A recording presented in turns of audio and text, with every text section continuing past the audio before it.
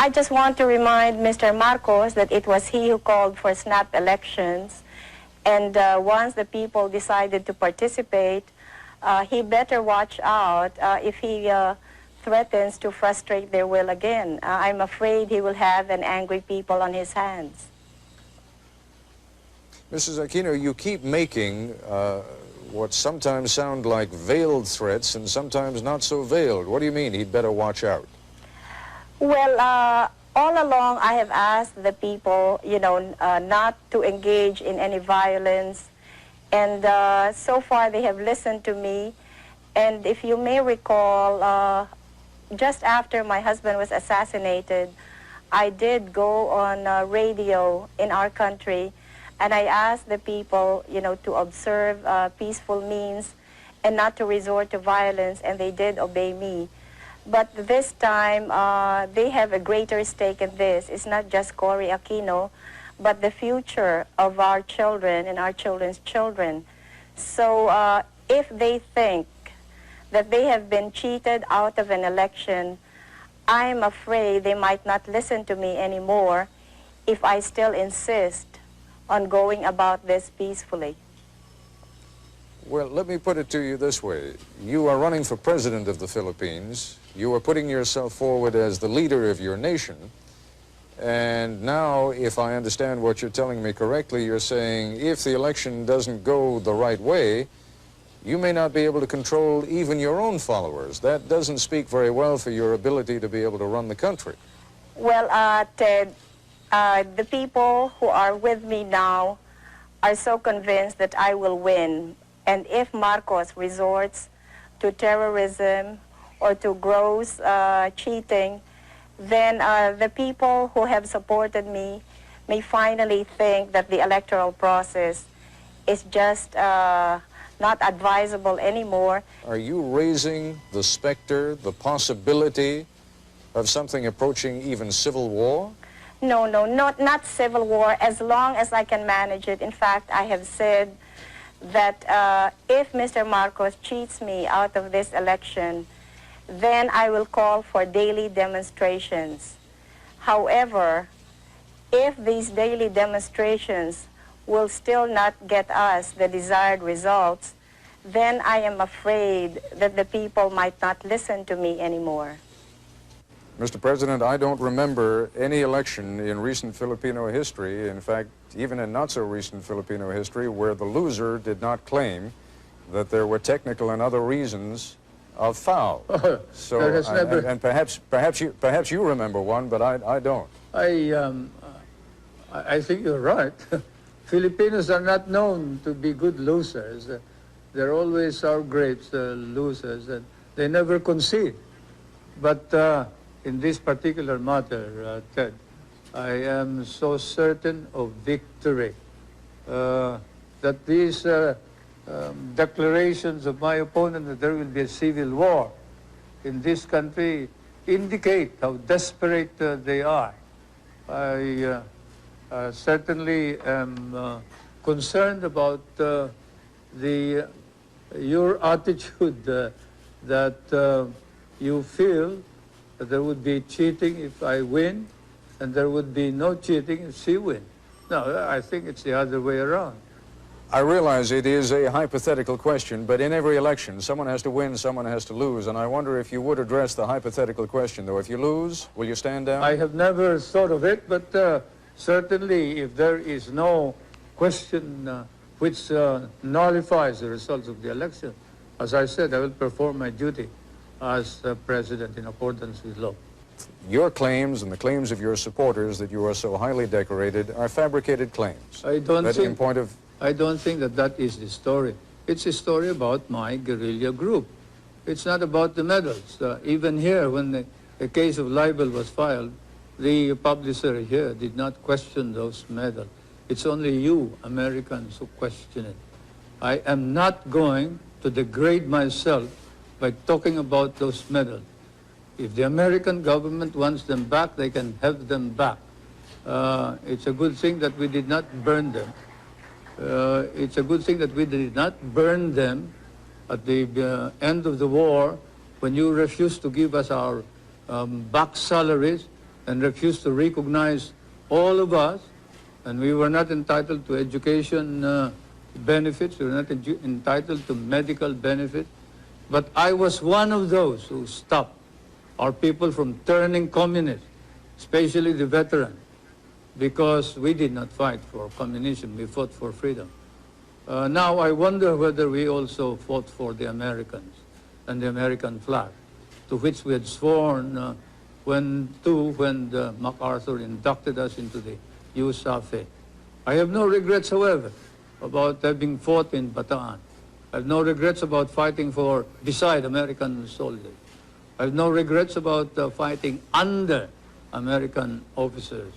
And probably if our country were ever to be attacked again, I would do the same thing.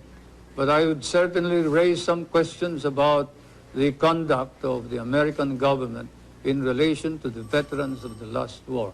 I am certainly very disappointed.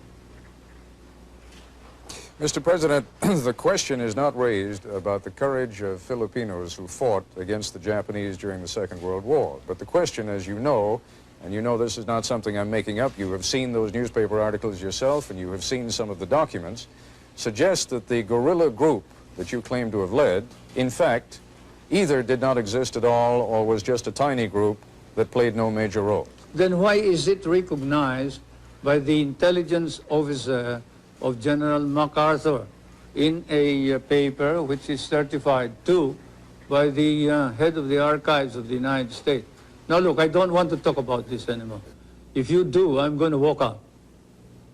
You've had some rather disparaging remarks to make about Mrs. Aquino, not the least of them being that, in effect, she has experience as a housewife, but little else. Do you think she has gained in stature over the last few weeks? And do you think it is possible that if she is elected, that she could serve effectively as President of the Philippines? I still believe that you need somebody who has been experienced to run our government in this time of crisis. I have nothing against her, but certainly when, say, your son is sick and he needs an operation or he needs the expertise of a good doctor, you don't pick just anybody who has honesty and sincerity in order to cure your son.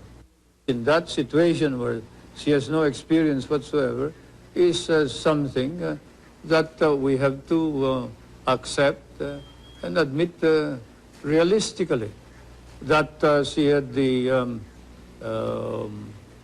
the nerve to run without any experience whatsoever, as she admitted, and it's not me who has said that she is inexperienced, it is her who said, what do I know about running a government? And as an ordinary citizen, I would cry out immediately against anybody who says that being given the presidency. But as President of the Republic, I think it's my duty to call attention to this danger. I know that you made a great deal, and it is an excellent rhetorical device of saying, yes, you are inexperienced. You are inexperienced in corruption, you are inexperienced in crime, you are inexperienced in dictatorship.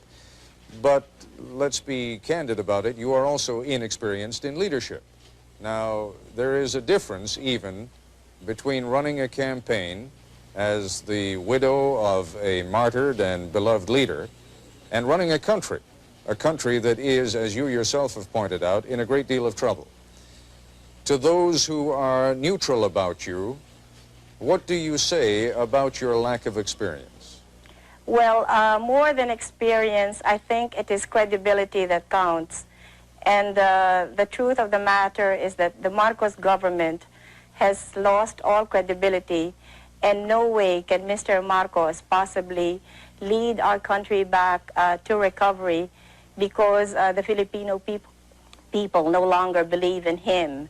I realize that I am inexperienced, but as Mr. Marcos himself confessed, it took him 6 months to learn how to be president. And I guess I can do the same thing. As we all know, there is no school for presidents, so I don't think that should be a point against me. Your own George Washington definitely had no experience either. It is possible that he had no experience as a president, but he certainly had some experience in leadership when he became president. And you are trying to become now the leader of a fractured country, the leader of a country that has enormous economic problems, the leader of a country that is rife with corruption, as you yourself have said, the leader of a country that has so many problems that one wonders how even the most experienced leader would be able to take care of them. I don't mean to harp on it, but it is the central issue of the campaign against you. And what I would like you to focus on for a moment is not you simply as an alternative to President Marcos, but you on your own merits. I realize how many people may think that I am not, the perfect solution to everything, but let's just say I am the best available solution to our problem. There are a great many people within your own coalition, within your own party right now, who see you as a useful device for getting rid of President Marcos, but who may have plans of their own for then shuttling you aside and, having used you, then taking over power themselves. How would you prevent that from happening?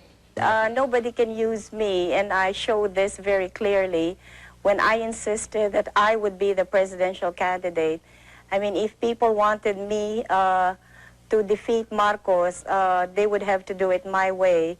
And you can ask the politicians, the leading politicians in the opposition, how I was able to get all of them to agree that I would be the presidential candidate and not anybody else. Otherwise, we would have had two candidates instead of just one.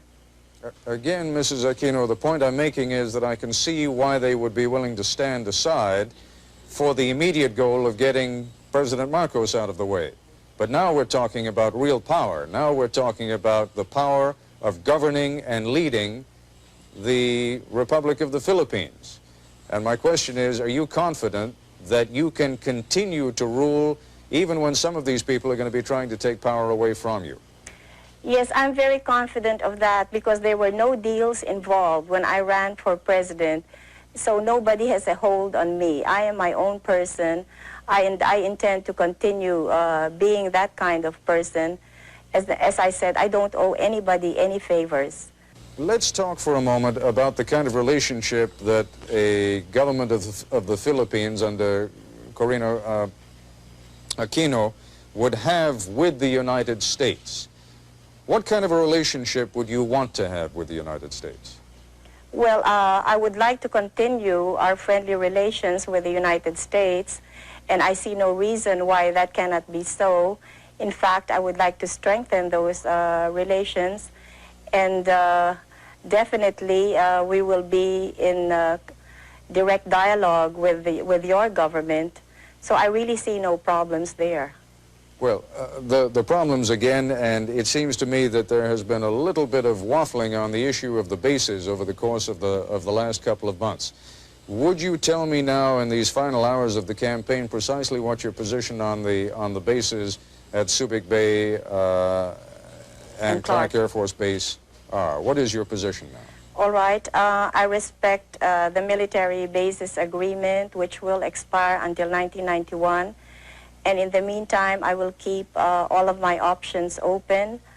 I know that no sovereign state can ever allow any part of its territory to be in the perpetual possession of a foreign power.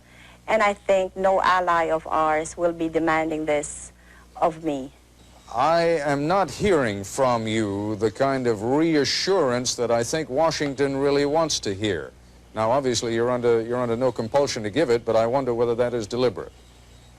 No, it's not deliberate. Before the RP-U.S. bases agreement expires in 1991, we will be in consultation with the United States, with our neighboring countries, especially the members of ASEAN, and above all, we will be consulting with the Filipino people so that we will be able to reach an agreement which will be to the best interest of the world, but in particular the Philippines.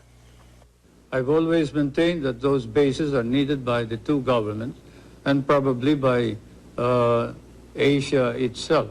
if not the world. You cannot project your naval and air power beyond the South China Sea as well as to the Indian Ocean and the Hormuz Straits in the Middle East without those bases. And we also recognize that Asian countries may be in danger if the balance of military power were not maintained between the two superpowers. And therefore, the ultimate noble purpose of all of this is to maintain that military balance in order that we can avoid war in Asia. This is to the advantage of not only the United States and the Philippines, but to the advantage of all of Asia and perhaps of the Middle East, Europe, and perhaps the world. When you hear people speculating in this country, and there has been some considerable speculation, that perhaps things are becoming a little bit too dicey in the Philippines and that the United States ought to think about putting its bases elsewhere. You take that seriously? I take it seriously, and certainly we would not stop you if you want to get out of the Philippines. Do you think that Subic and Clark can be replaced? You will not be able to find any replacement of Subic and Clark, but you are free to get out anytime you think it wise to do so. Mr. President, some would say that the gravest danger to the Philippines these days is that there is a crisis of confidence, and that what Mrs. Aquino would bring to the presidency would be a fresh breeze, and that she could get the expertise by surrounding herself with competent experts, but that what is needed is a fresh sense of trust, a sense that the corruption that is charged will be cleaned out, a sense that the cronyism that is charged will be cleaned out, a sense that the brutality that is charged against members of your armed forces and the police will be cleaned out, and that Mrs. Aquino can fulfill that role and you cannot. You, sir, are guilty of speculation and making allegations that are not proved by evidence. Corruption and hidden wealth were charges included in the impeachment proceeding. They were debated upon, and the opposition was challenged to present their evidence. They could not. There is no evidence. Even in your hearings in the House of Representatives subcommittee of Mr. Solar,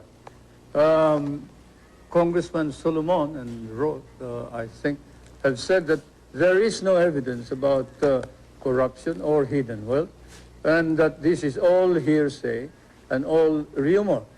Now you repeat it as if it is the gospel truth.